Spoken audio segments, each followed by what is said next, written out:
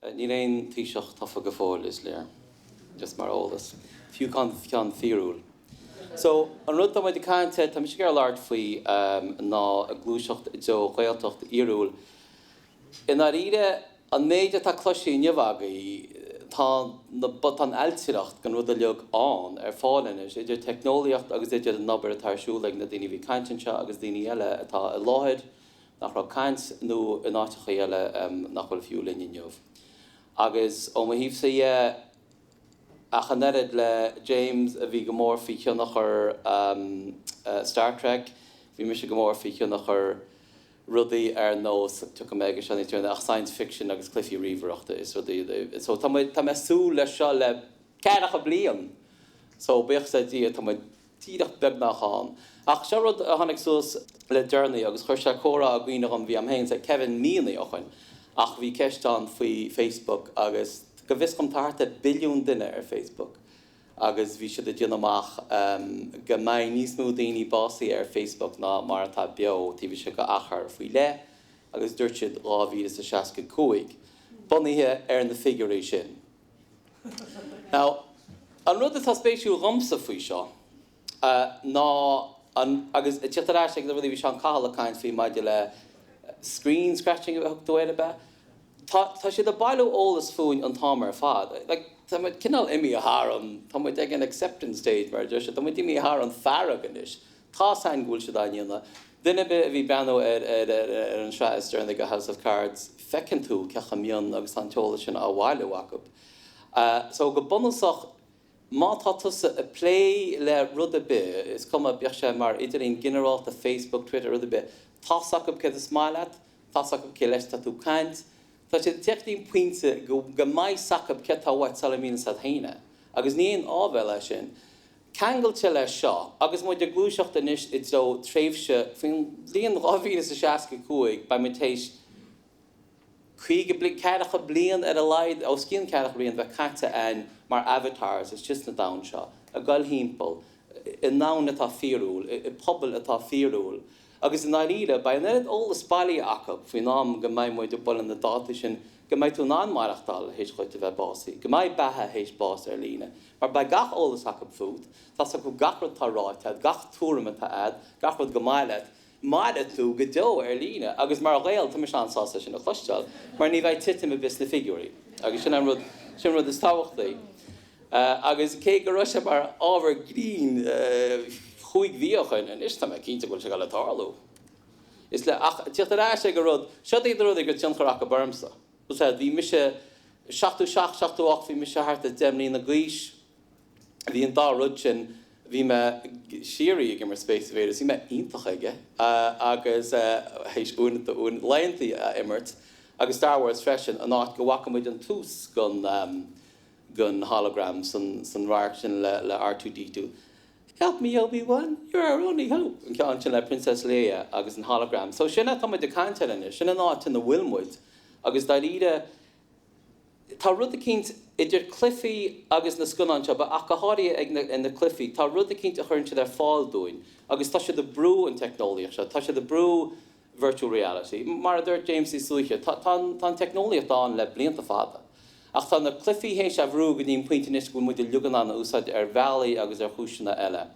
Agus tá neamhsplách ar Space Invaders tá gail siar rins áma, tá na clufií tá nisán, tá siad ar ard chaid an deara. Ní réon difriocht dal an scéal, ní réon difriocht idir deara a dhéana chlufa agus deara a dhéana ar dain fiúil.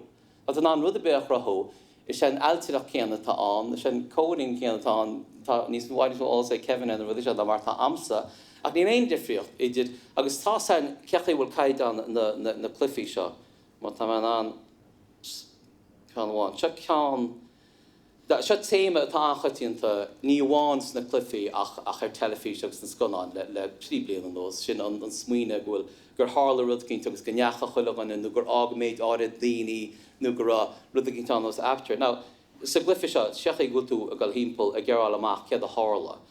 The game is light on mechanics. There are no puzzles, you don't jump or pick things up, you simply follow your eyes and ears. Sin an cinál caiid an tá muid a cainte, ní muid a cainte is Space Invaders níos mó. So cecha deacad agus atá se a dain mar sin nach rathú agus siúla seachan, agus siúl himpeall mar a bhach avatar.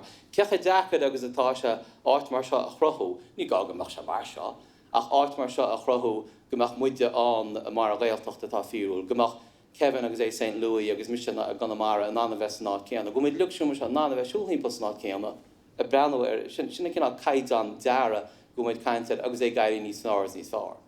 Ní réon tá tuid ag printe go bhain chaid nach ard nach dúra an súl faoi deara ach sin scéal eile. So tá na féidirachtaí sin an inis. Má tá muid an avatar an hologram a chrothú le go le seachna dáse, seo an cinál rud tá muid nána bheith an. So ceapan gofuil na clufií fíorthábhachtach agus tá siad chuir go mór leis an pobal atá ar líne. Seo ceann sampla go dain fíorú. World of Warcraft. Now sé World of Warcraft go bunasach ná teintúisteach agus mar an tú dragún agus dhéanana tú cinál rud go breálam sa bheith dhéanana.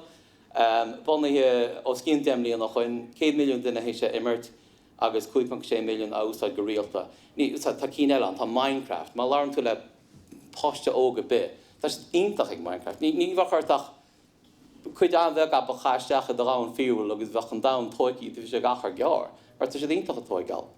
So tá na dain se an tá sé a tarrant daoine. Now béidir go man rud a háníns na daoine ag seo ná an deise tá an roiil agus orc sa warú nó muon a hoig nó a dríochta úsáid. Ach níl chuile dain fiúil mar seo. Hasa rodella, nid a bhí, now, sola rá fiú muid a caiint ar lína, hasa an rud seo Sims. Bliantáchain bhí sé fála tasach ar an PlayStation a hían. Agus séirtá sa Sims ná níl an ach bhfuil sé mar an gná híal. Tá tú gáil himpeall agus tá tú post, tá tú díana seo tá job, tá tú an gar. Sinna méid a Harlins, ní léir faoi leile baint amach, ach bhí sé sin ar an console agus a ríist 1.5 milliún cópó díaltas as bhí leagan dearnach agus Sims a ce. So tá daoine a cuairtú pobl.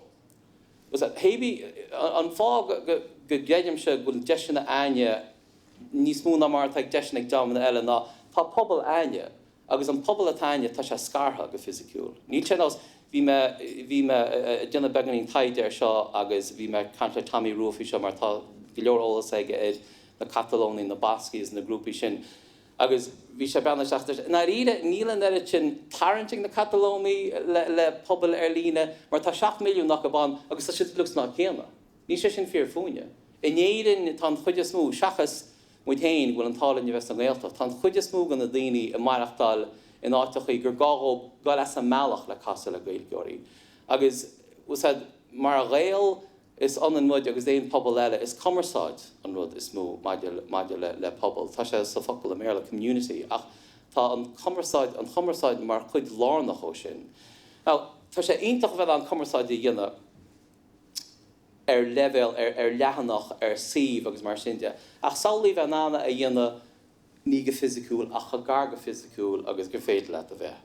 Ach fesin tá tarrant eile ansachaí is bhfuil síirse cinnta. An rud ar an splifiíoid agus ar na dainse, tuann si beganí ní sé rá mu sin níos fána go láhíal, ach tá mar rá bhfuil tarrant faoi le acu. Tá rud thuann siad roid mar thuann na clufiíoid níos smú ná díreach an clufa tal le nimmert nó an náid atá le sáú, agus sin dúirn se síirse roid agus dúirn se smacht roid. An rud a dogann siad agency a méla is term é tá úsáid ó cuasaí grathaithe ach tá sé fíor trasna a choláir. Tá agency tá smachtad, tá rud a go le feimú ar bhealach faoi le agus tá síirse ad agus tá saine leog nach chuir sin ar fáil go náthíal. Tíocht as an rud a bhí ag Sims tháinig an rud seo agus tá se an le freisin os cían déimlíon leis sin Second Life. Na mar deir siad iad haon an dom rinne Linden Lab. There's no manufactured conflict, no set objective. The Second Life is down líne atá an an cinál an seanstíl is éidirn rá inis, mar is down gur tú beanna ar lehanach. Fós tú an, bhí tú déanana teach an, bhí go airigad hainach, bhí tú an freisin deir mar hiige mo le seach le cód agus rudí a chur le Second Life. Bhí sé ní bailach open source ach bhí oscailtí an le crothú i dhéanana leis, le bheith an rudí faoi le a dhéanana Second Life, agus a ríis tarnteir go leor daoine Stephen Fry in the Mask. Agus tá go leor daoine le ceapan gur thar de rá bhíon déag bhfuil se an. Agus tá sé sin hééis pobl a thart le chéile ar lína. A ríist níl annach bhfuil siad a cuairtú pobl. Níl siad a cuairtú ní hé bhfuil rud a cínt mór le baint amach nó écht le dianna nó taidir mar sin, ní lá go pobl an, tá cuid rion daoine a bhí an, bhí siad ní sonnaí an a bhí siad sa síl a bhí aca pein.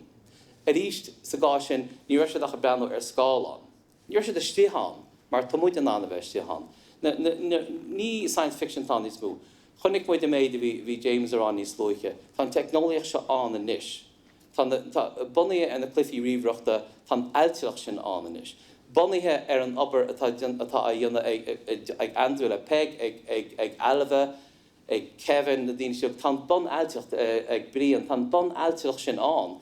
An rud go bháil amsa eáil ná go mbeadh Ferbert dinta ar sin, go mbeadh dan é sin a thart le chéile le Ferbert mar phobal ar líne, go muid lugan an go isteachán ag an be, agus go muid dána bheith an go fíorúil, is cum a cáhfuil mu a down seo. So, héis ró Second Life an fear se Philip Rosdale, tá sé níos héis rud eile a hasú, agus má héint tú dín sih high fidelity, má cheapan tú go mis a cainte pie in the sky, te dín sih seo, tá gachrod an na tá tasta wet le down fíorúil a chrothú, gachrod tá wet, agus tá sé oscailte go bhís tom freisin, tá sé mar open source. So, ní gáid a go dín sih sin, tuair sé avatars chuit, tuair sé hébice a tasta wet, tá sé le fáils rúin, agus tá sé sin éis imimecht by Second Life, go bhís tá Second Life fós i gimimecht, ach siad an náte tá Philip Rosdale go leis an chéad léim eile go Second Life. Agus an rud tá na daoine sé diana, ná tá siad a tríal rudaí, tá siad a tríal rudaí, rud a bháin tháinig mise ar a cheamar bhí an spéisiúil, mar dúine tá an tangóíocht agus na bailchú daoine láir fíor hábhachta sa síl seo, san down fíorúil seo. So tá sampla eile in Shaham, so díadach siad dhéanana siad, na tógann siad headsets difriúla, tógann siad na rudí lábh éagsúla, seo písa fuair me bhaid James a chuir se ama, bhreimir me gardú ceist faoi, cecha go dhéanana mud lipsing, cecha go bhfuil dan, mar go réal agus go fólamóir, tá sin fíor hábhachtach. Agus seo, just dhéanana seo an támar fad, go physicúil, ach seo ceann faoile a chuir mise síán. Mouth tracking and body eye camera. Feice tú an seo, an bhirt atá dionach chaint, tá sé stepectí híos, agus tá Camry orb. Tá Camry orb atá a clúdú béal ar an headset. A-E-I-O-U. So sin chumá agus atá sé. Tá sé ansaléir, ní mar aglatead, ag a buinte bhfuil muid an an constant cuil a bhise síos, ach ní muid i bhádháid. Seo an rud atá high fidelity a Ferbert. Tá sé a Ferbert féidirachtaí le down fíorúil a chrothú.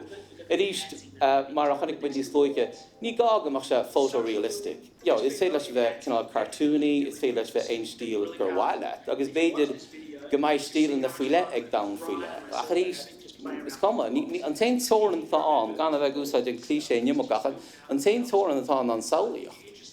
Is tá na rudí seo ar fáilis, indiantanis, agus mar phobal na Gaeilge agus phobal Gael, go chóirhaine bheith feire ar seo, mar grúpa tá gáfuile aine leis i thuúm. So, phobal na Gaeilge mar dúirt me cínte ó híomh na Gaeltachta tá cúisina aine bheith imíocht, tá rudí an, bhfuil muid leagmí hása, tá sebhras a cháile gas na áid, ach, ar an tíbheile an scéal, tá pobl na Gaeilge fás. Tá sé fás na gáltacht, agus ní ar an gáltacht, ní me caintead gáltacht tíochadó chundé óháin, tá me caintead ar an gáltacht idir náisiúnta.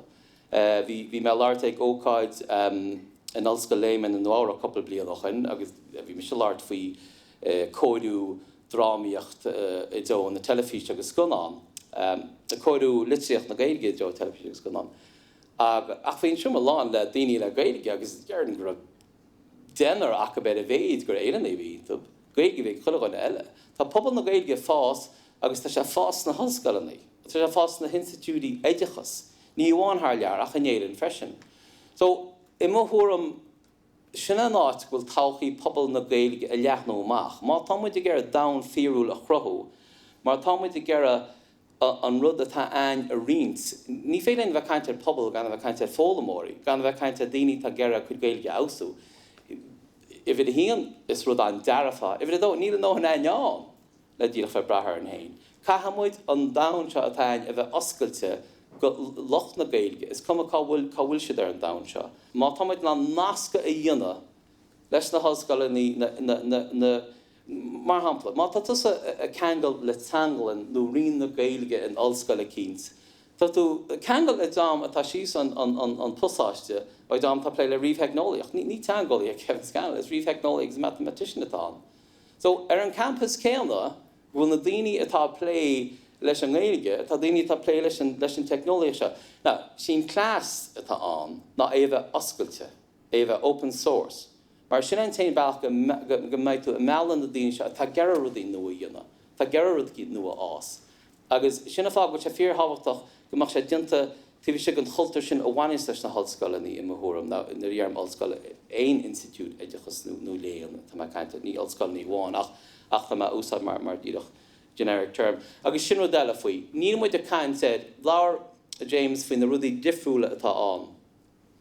Tá VR in nó virtual reality a núsáid mar cinál generic term chuile hort. Ach an naíide tá virtual reality an, tá augmented reality an, tá 360 an. Is má tá sam beidir nach chuid bailach maratá an VR an 360 video ach ceapan se go sé iontach, mar is féidir é an inis. Má tá mis sé gar a gáil chuirnaí riada im líana agus gan an physical. Tá teachtas an camera tí seaca chuirn sin, chud is stream an, tá mis an a bheith sísalach féchanna, ben ar an stáit, fáil amach get an duine sinníal, get an duine sinníal bhil níos, get sé díada. Ben tíh hiarm, tá man an a sáte sa rud, agus tá sam gnéiríonn te seo cinál bonúsach, ach tá rud cinnt eisteach faoin difriocht a bheith tíbhiste go fís trí seaca mar sin, agus bheith ben ar scáilán. Cé go bhfuil said nach chuiltú an, Héis písa, tá sin de intin nó de inne, níos am cé acaptá a dhéanana, a rálaat goil tú an. Fiú an duine is searósaí agus is mú ólas ar technoliacht. Má tá rud cinn tíocht na dó tíbhí si go bhíar. Tá sé a gáil sin dhéanana. Beanna tá leor míar na mar sin ar líne, go bhecín muid a se tarlú, go bhecín muid an bailach bhfuil an inin in an dalmóló go chuir ar tain. Nach bhfuil go bhfuil tú an. Is rud an aisteacha ach nuair tá tú sáte an. Sé tá an na immersive technology, nó tom heicnoliacht atá an, níos mú na virtual reality éon rud mar sin. Bailach a bit gur féidir le a bheith tomthas a rud mar sin an rud. So an rud go bháil amsa eáil, na ba bháil am mar a bhí an níor sin ag James níos luiche gon lead tarint an cár amachchas an ríomhre. Bháil amsa an obair atá dinta agus tamid tí an rute eáil am bhórmsa, by aber.ie atógal an cór amach an ríomhre, by hologram a caint leis an duine, by tú commerceáid le hologram. Bhí me caint le blion faoi seo i DCU, bhí sé caint faoi bhí seo, sé aonach an rute bhíon le dúchas agus an tóil se lucht tá sé bescape. Well, tá sé go má ach éon daoine wahab an siúmra go títeach an go láran tú leis an archivist nó an duine sin, tá muid de tíocht ag an sin a ríist. Siúltú seach a siúmra, Lára tú le duine chin, beag sé mar rinne nó mar AI is cuma, ní bhaith san difriocht. Agus chuir tú ceisian ar bhí ceta tú cuatú an teolalas tú cuatú. So ar bhil chaisteach tá muid tíocht hímpla, tá muid tíocht a ráis ag a rud sin. Ach tá bon obair sin dinta ag na daine sin sna hodscoileannaí. Tá bon obair, tá eilteach ní gá ach an cá a tharntach sa ríomhre, agus é dhéanana three-dimensional, a thuirt dín chéad dimension eile. An smuoine tá amsan nó agus ní am héana bháin ní an smuoine nua ach go meach an dam fíúil se ach. An rud tá mis rá ná go na gaal tá dan bheith benú ar a maiile beg. Ar baile beg go déimmuid isteach an gur ní buint clicáil ar scáil an, go fé le túsí sa tráid, bud ar ghair tíidir ceir go le seach agus benú ar scuán, bud a seach ag peig agus ba duine cinnte AI nó avatar na hébigad an a ginse tuit fin rud deir se le, tá ócaite tarlú inis gan déir scomán, bhú tú gear go lán. Ok, tá, tein tú an. Go le seach ag gnéireachtas. Well, hála sé seo ag comórtas lúbíní an nora, agus tá tú sugomórtas lúbíní ag an nám gur hála se, i seasan sin, a nóscoil se tarlú ag an nám sin. So ní gá go meach se leog mar virtual reality. Cínte, déit a seach ar an dam céanna agus a bheith na caiilte leis na fianna, gur a fianna i bhharú nó hébe go eile, cínte ná sin í na freisin, san dam fíúil seo. Ach ní gá gur dam fíúil ó bháinatá, tá tú ná bheith ceangáil leis an damnatá an, ach a dhéanana remotely mar de se a bhéle. Was ní gá amach se leog virtual agus ní gá go rud mar sin atá. Is deisian atá seo bhfuil gá aine lob imimethúram mai bhfuil pobl aine tá scartha go fisiciúil. Agus ag an am céanna chúisina nach dtuigim se go hamán nach go má ansásta bhfuil se fíor tá ansím ag na hallscoileí idirnáisiúnta san Gaeilge agus sa galtúr. Agus tá ansíach go btíocht ag an ggéaltas agus an ggéaltas a bheith cangailte leis an dain eile.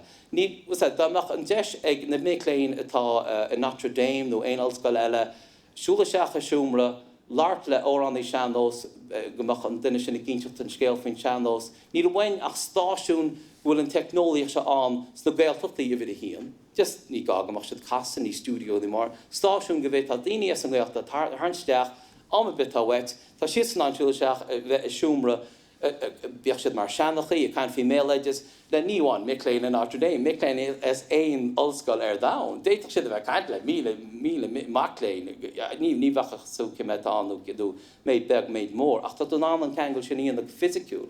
Agus sin an rud a ceapan se chorgainne bheith díúid. Má thosaín muide a tasú ag tóigáil grééis an tríd na hallscoilení, a ceangal muinte na Gaelta tas muinte na Gaeilge leis na hallscoilna seo go fisiciúil nó go fiúil, bhfuil an deisian acab, ní me fiú go le seachs na deisnaí tá an ó híh cultural tourism. Tá ná túra bheith a chunamara gan nuáracha ágáil. Tá tú nána bheith a sesiún ceol gan nuáracha ágáil ar a spideal, cé bhil tí hiús dúnta le písanó so bheith nach chun na deisna céanna ad. Ach, sin an rud mar tá na deisna seo an, ceapan go chóirúní a hapú agus daríre ní leis go le bihan tá technoliaachta leag ar fáil. So, ní ar menis mú ach gur mí mágic.